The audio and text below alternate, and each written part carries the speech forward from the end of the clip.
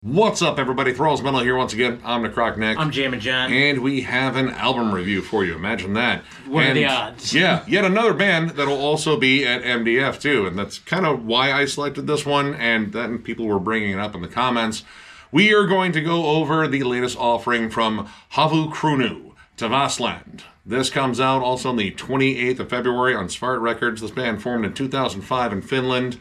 They originally formed as a band called Talviku, which I believe that word translates to winter moon. Havukruunu translates to coniferous crown, which sounds very itchy. This is their fourth album overall, and legit, this is the first time I've ever heard this band ever, so it's not just him this time. We're in this together now, fuckers. Neither of us have heard it. I feel like we've come full circle. I feel so proud in this moment to not be the only lone miserable bastard that has never heard this band. There's two of us. Yeah, never heard him. Don't worry, that'll probably revert in the next video. It's another band I haven't heard of. This guy has. Right, whatever. I'm so used to it at this point, I don't even care anymore. But looking into this band, it was described as pagan black metal, which, I'm kind of hit or miss on. Like, there's certain bands that I like that do the more, pagan thing. Like Campfire, I think, is pretty awesome. I do like some Ensiferum, which is not necessarily black metal, but definitely very pagan. So that was kind of the gear that I had, prepared myself for, like generally with like pagan black metal or, folk-oriented, metal itself. Generally, of course you're going to have like all your guitar, bass, blah, blah, blah.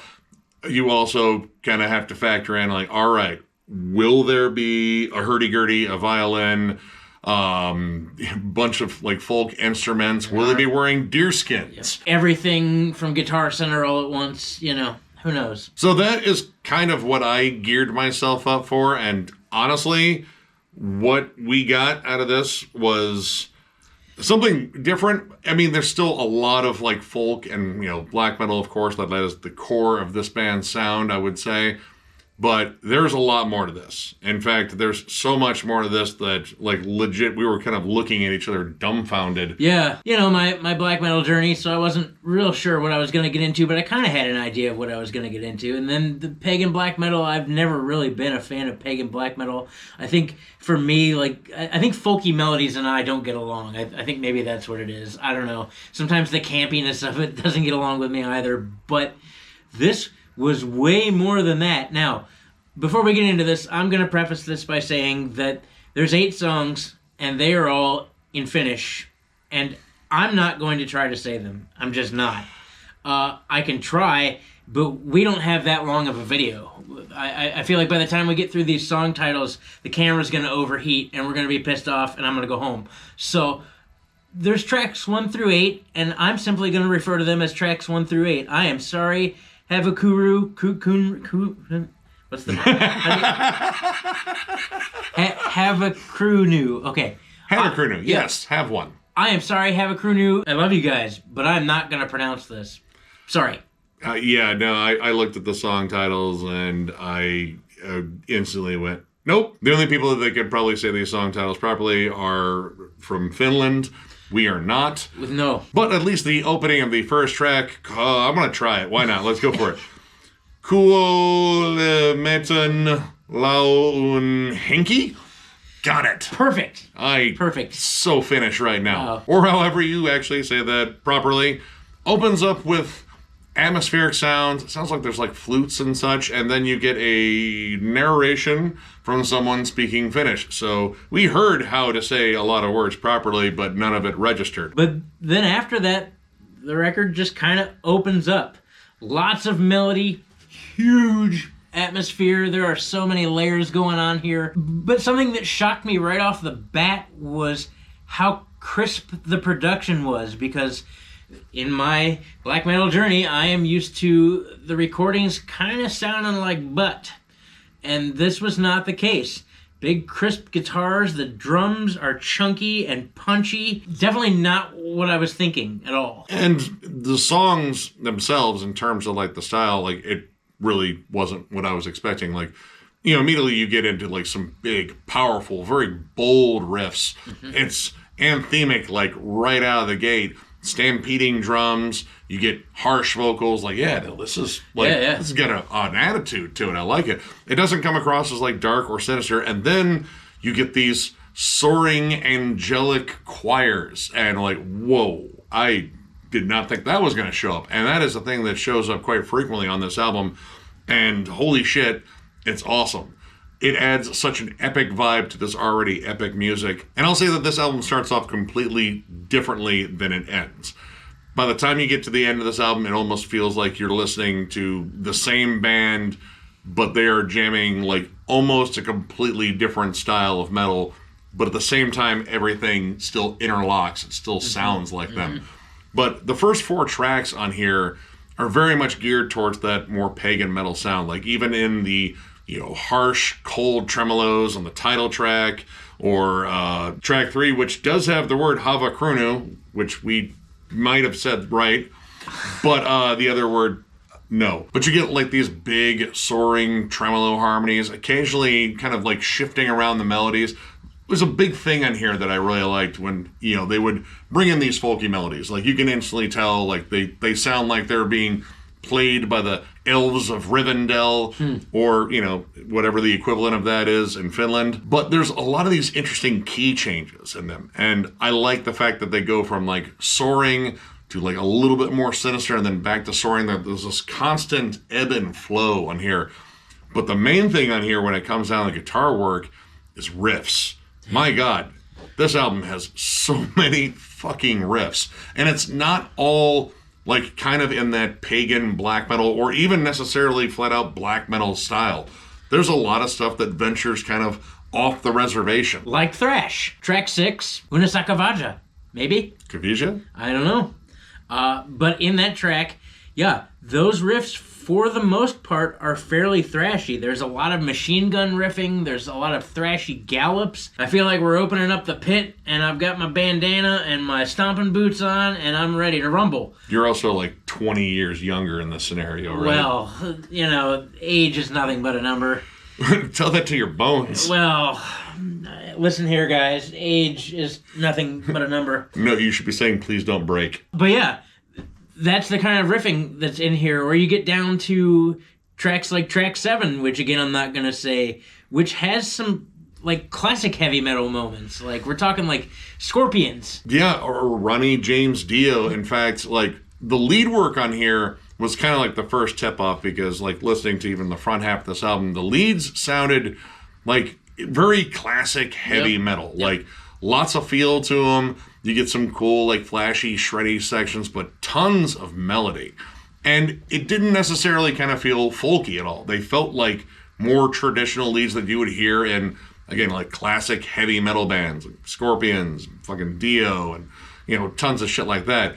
And then as the album keeps going on, you start hearing more of these just flat-out heavy metal riffs come in. And generally, they're coming in to complement a soaring lead that's coming in. And the lead work on here is just amazing. It is far more than what I expected, because most of them are really tasty leads. They're very tuneful. There's a lot of feeling to them. Sometimes they're shreddy. Sometimes they're just downright heavy. And like, especially in the back half of this record, like tracks like 6, 7, 8, things like that, because I'm not going to say them. A lot of the rhythms that are there are just like classic heavy metal rhythms, and it just lets the leads go for a walk, and they always give the lead a big place to do it. So sometimes you get tapping, things like that. It just not typical characteristics of black metal. Or at least what we had in mind for like this style of black metal. Again, we had never heard this band before, so we really weren't aware of like all they did.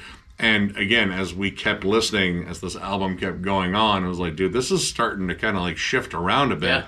And by the time you get to like the back half, like there are moments that are possibly more comparable to like prog or bands that kind of like defy like a categorization. Like there's some stuff in here I think that's kind of comparable to Kvelertak in terms of just the fun riff work. The last track, De Miseris Fenorum. That's a spell that Harry Potter said once, I'm sure. That opening riff, I feel like I have been friends with that opening riff since I was in Underoos watching MTV. It is so classic, like Judas Priest sounding. Everything about it is epic and soaring. You know, the vocals, while still harsh, there's like a commanding presence to them. And my God, the hooks, the melodies. The album starts off like kind of in like the cold winter, like a trek by a band of warriors or a tribe of, you know, nomads. And by the end of the album, it feels like this tribe of nomads has entered a stadium and are just like picking up the instruments like, dude, we are so ready to rock. Right, we are so down. We are gods now. Because the last track is nearly 11 minutes long, and while there are some vocals, for the most part, it's just a jam. And they keep building on this jam too. Like they stick with this root riff, but they build and they build and they build and they bring in a bunch of entertaining parts. Hell, there's even a death metal groove in there under some really like hyper fast tremolos, which was cool. But I mean, we're talking fist pumps and tapping leads and just all sorts of shit. And you're like, what? Am I listening to the same band? I mean, it still sounds like the same band, and that probably helps because the production's uniform on here. But I don't know, even that kind of feels like it opened up and got bigger. Like the icy cold riffs started thawing out a little bit, and then underneath there was like a frozen band of dudes in Iron Maiden t-shirts. Like, dude, what year is it? But this whole album is just constantly loaded with dynamics, and to the point where I, you know, really couldn't like guess where it was going. Like, you know, when I thought it was gonna like turn into something more dark and sinister, it would turn into something decidedly more bright. And one of the things that I really liked about this is, despite all these dynamics, all these layers and such, it doesn't feel crowded. One of my things with like pagan metal is like, you know, I like the idea of having like traditional instruments in there, or if you like a band like Hail Young, they play human bones occasionally, which is totally not creepy. But this doesn't feel overwhelmed by a lot of extra instrumentation. The layers are really well done and separated well. They give a lot of moments to breathe. Like, you have passages of acoustic guitars in here, which are absolutely beautiful. Track 3, the one with the band's name in it and the other word that I can't pronounce, that one has a good isolated section of these beautiful, just, you know, very folky guitars, but it's just this kind of just overwhelmingly pleasant melody that comes through. And of course, they start harmonizing it with the electric guitars, and again, this big, lush sound. But the 5th track, Kuo Lemon Oma, I might have gotten close on that one, I don't know, opens up with an isolated acoustic melody, beautiful, lush melodies, and the transitions in this song in particular are some of my favorites, because you get this build up and then all of a sudden you get this little like downward little scale and boom, you're into the riff. And this was kind of like a turning point on the album too, where all of a sudden these more like big heavy metal hooks started coming out. This one has like slightly cleaner vocals. It's still gruff, but it's more driven by a melody. Like, it's got this good stomping hook to it. And then you get, you know, more of these clever builds. But it does that cool acoustic transition again. You get this like fluttering part, and then it's like this just perfect little run of notes, and then it goes right into these amazing tapping leads. It's absolutely amazing. The songwriting on here is the thing that I probably love the most. Like, I just feel like this band has a great sense of pacing, dynamics. A lot of these songs are longer, but they don't feel long. It's because a lot of these songs are written like prog songs, in the sense that they're written in movements. Like Nick was talking about, you get this constant build, especially as you get into the back half of the record, where the songs really open up and they incorporate more things than just atmosphere, because there's a ton of atmosphere on here. But it's when they really start laying into these riffs that they really start breaking up these songs to make them more powerful. You really get that on the last 2 tracks. Kun Veri Sekoitu Lumen. Got it. No, not even close, probably. That song comes in with big thrashy chugs, and then you kind of settle into this, you know, more heavy metal, kind of just like stomping groove.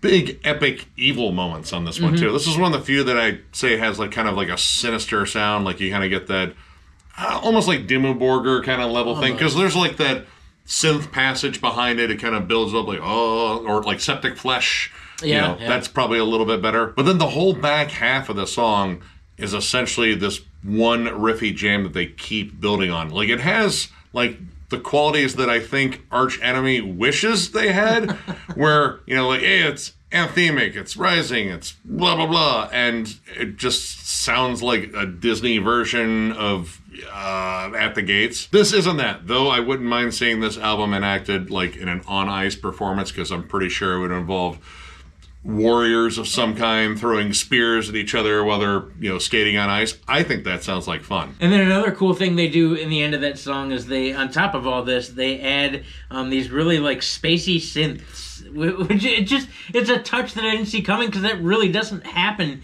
really at all in the record. There's not a lot of synth use. Well, it's there, but it's like more in the background. Like there's definitely some strings and such. Yeah. But this was the first time the synths really just jumped up, because they sounded nothing like any other synths on this album.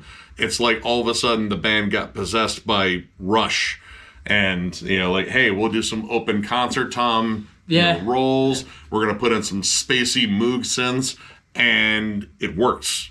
It didn't sound forced at all. The transition works. And they kind of just write out this riff, and you get this big finish. Ha ha ha. At the end. I know, it's terrible, right? No. But yeah, you get like, the end of the live set thing. Like, thank you guys. We'll be back around the next time we're around. And honestly, that song could have capped off this album perfectly.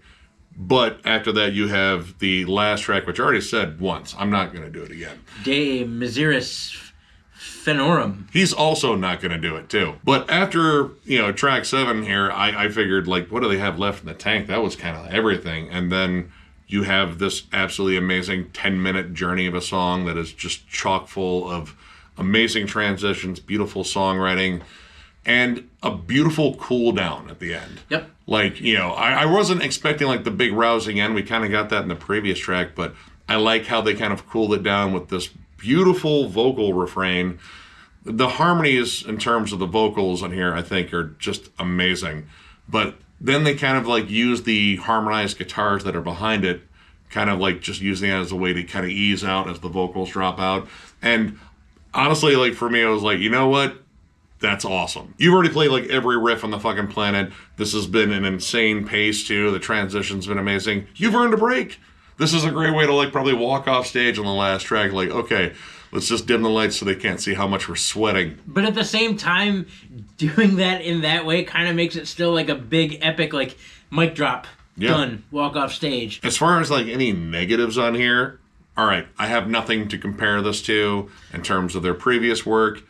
I mean, I can only compare it to what I heard on here. Again, like Immortal, Dissection, again, a little bit of Kvelertak, Ensiferum, Campfire, and yeah, like I can't really say if like this is their best work or if this is a drop off at all, but I know I like it, and I honestly struggle to find anything that I really don't like on here. Yeah. Initially, I thought the guitars might have been a little too scratchy sounding, but honestly, I kind of settled into it, and the guitar playing was so wonderful, I just stopped giving a shit. Yep. Every facet of this album has rich dynamics. And in terms of like a production thing that I really liked in here was the whole shrinking of songs down to moments that are isolated and blowing them up into like grand, huge, epic, like, again, filling a stadium sort of like vibes. And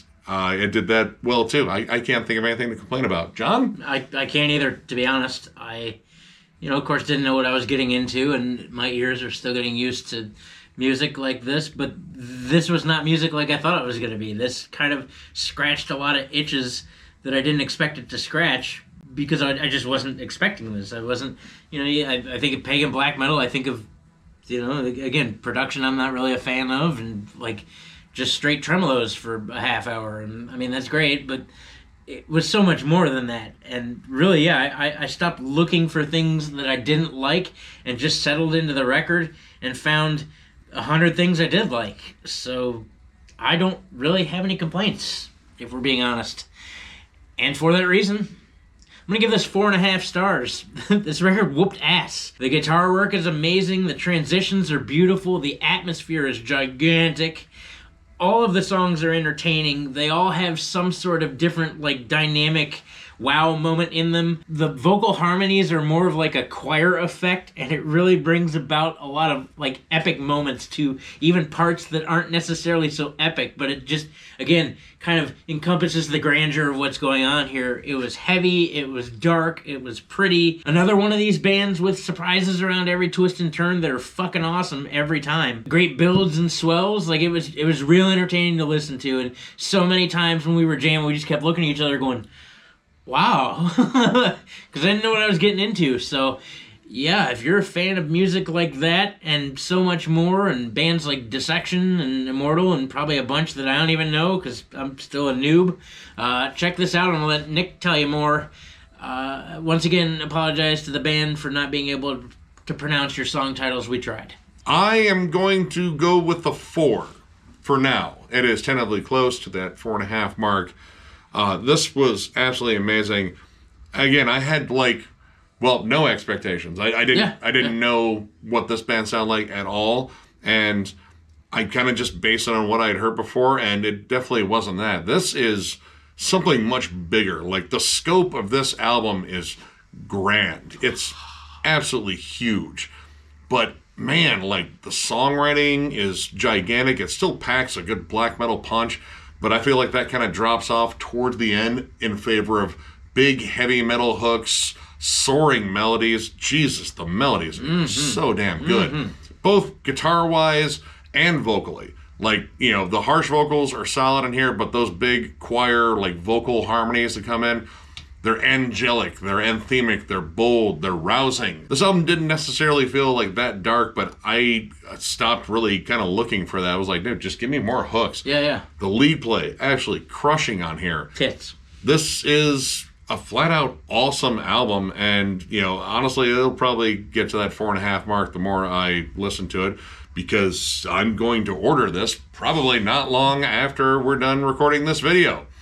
If you're a fan of, again, like Immortal and Dissection, like, you know, riffier black metal, but also like Campfire in terms of like pagan black metal, but I would throw in, again, like Kvelertak, and there's a Devin Townsend-esque sort of like grandeur to this. Maybe not entirely like Devi's music, but in terms of like the size of it, and again, the scope, the grandeur, the shrinking down moments, and then blowing them up, the lush layering.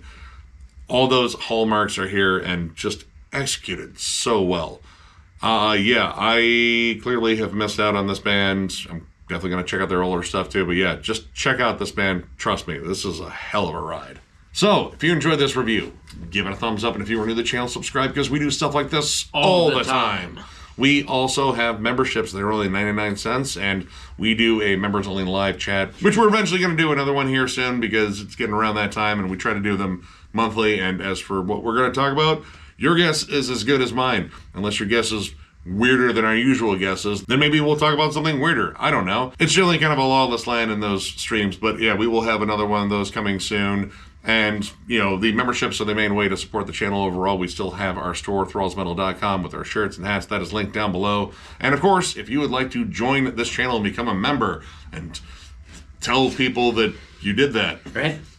Proudly, I hope. I support the Thralls. Yay! That's good. Go back to your room. But yeah, no, there's a little button down there you can hit. And we appreciate you for hitting it, or even for not hitting it. Really, we just appreciate you guys, period, in the end.